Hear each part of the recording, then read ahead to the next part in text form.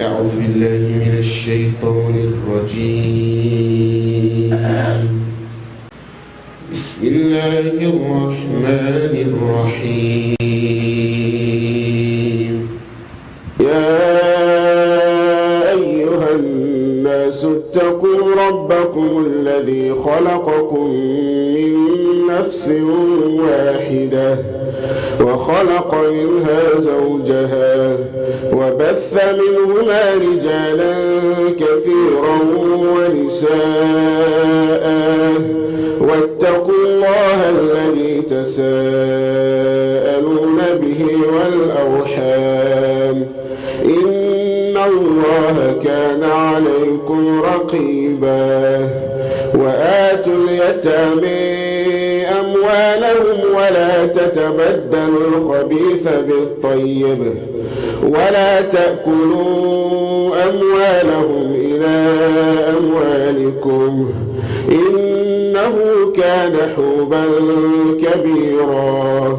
وإن خفتم ألا تقسطوا في اليتامى فانكحوا ما طيب لكم من النساء مثني وثلاث ورباع فإن خفتم ألا تعدلوا فواحدة أو ما ملكت أيمانكم ذلك أدنى ألا تعولوا. وآتوا النساء صدقاتهن نحلة فإن طبن لكم عن شيء منه نفسا فكلوه هنيئا مريئا. ولا تؤتوا السفهاء أموالكم التي جعل الله لكم قياما وارزقوهم فيها واكسوهم وقولوا لهم قولا معروفا. وابتلوا اليتامى حتى إذا بلغوا النكاح فإن آنستم منهم رشدا فادفعوا إليهم أموالهم ولا تأكلوها إسرافا وبدارا أن يكبروا. ومن كان غنيا فليستعفف ومن كان فقيرا فليأكل بالمعروف. فإذا دفعتم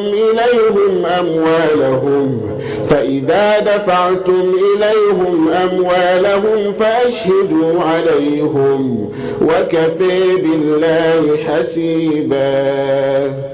للرجال نصيب مما ترك الوالدان والأقربون وللنساء نصيب مما ترك الوالدان والأقربون مما قل منه أو كثر نصيبا مفروضا.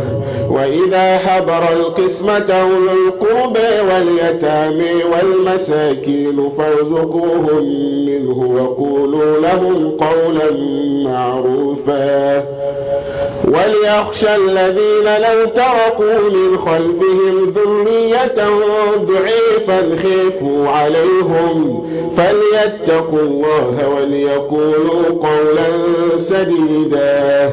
إن الذين يأكلون أموال اليتامى ظلما إنما يأكلون في بطونهم نارا وسيصلون سعيرا.